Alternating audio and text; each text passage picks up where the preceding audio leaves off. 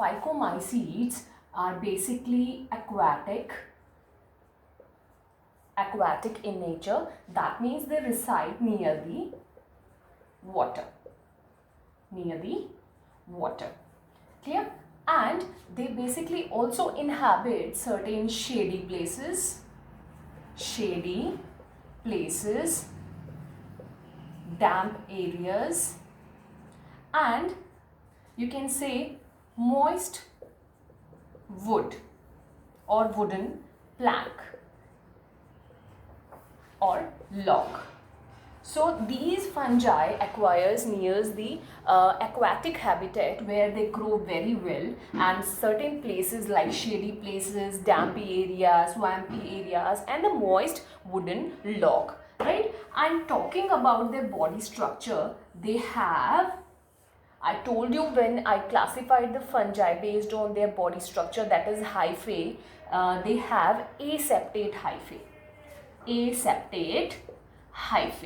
Aseptate hyphae means they don't have cross walls. Like we have discussed in the previous slide that fungi which have cross walls, they are said to be septate. But the Phycomycetes are said to be aseptate. They do not have these cross walls. And the nuclei which is suspended in the structure, and this structure is said to be multinucleated, isn't it? See, there are so many nucleuses which is present in the aseptate hyphae. So this condition is said to be cenocytic condition.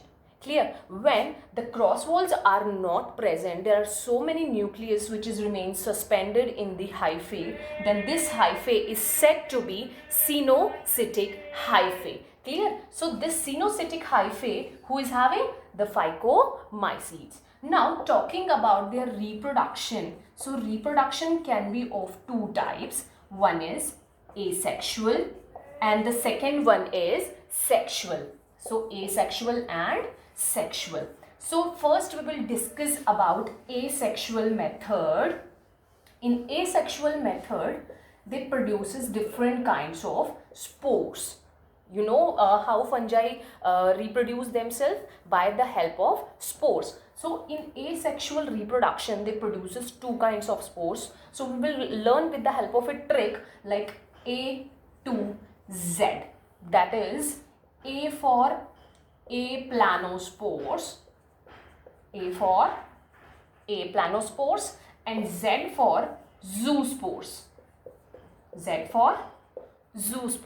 So, and here 2 means two different kinds of spores which are produced by this Phycomycete in asexual reproduction. So, they produces aplanospores and zoospores. Aplanospores are non-motile. That means they cannot move. But zoospores, they are motile. Clear?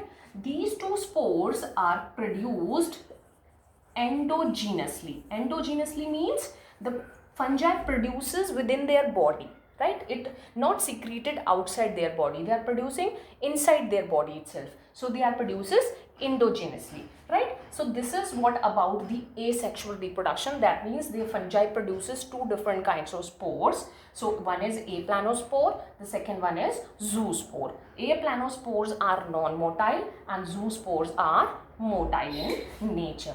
The next one is talking about the sexual reproduction. In sexual reproduction, they form zygospore. Why the name has come zygospore? Because there will be a fusion of two different kinds of spores which act as a gamete, and they form a structure which is similar to zygote.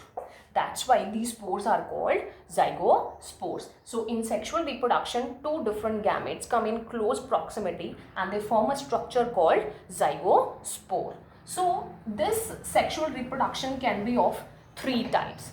One is isogamous, second is anisogamous, and third is oogamous. So we will discuss each and every one in detail now. So first we'll go with the isogamous. So in isogamous, what happened?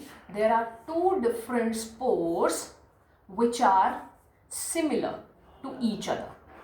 Which are similar to each other. They are said to be iso. Iso means same. Gametes means gametes. So same gametes, when they fuse together, that process is known as isogamous. Anisogamous. Aniso means dissimilar.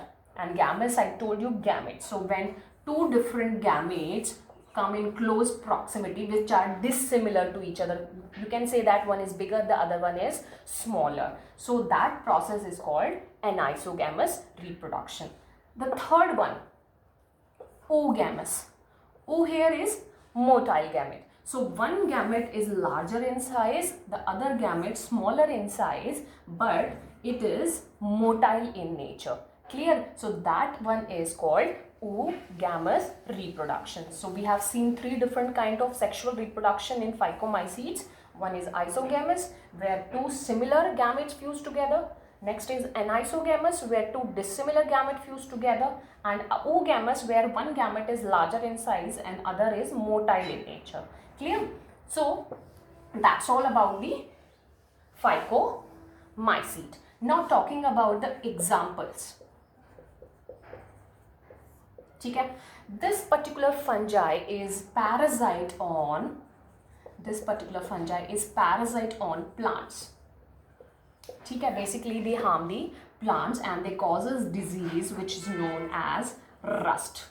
They causes disease called rust. So talking about the examples, there is a trick to remember that RAMP, that is ramp.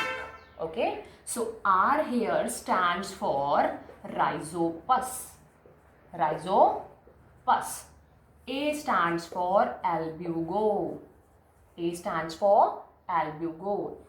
stands for mucor. And P stands for phycomycetes. So with this, you can remember the various example of phycomycetes. So R for rhizopus, A for albugo, M for mucor, P for phycomycetes. So beta, that's all for the phycomycetes. In the next lecture, we will discuss about the ascomycetes. Thank you so much.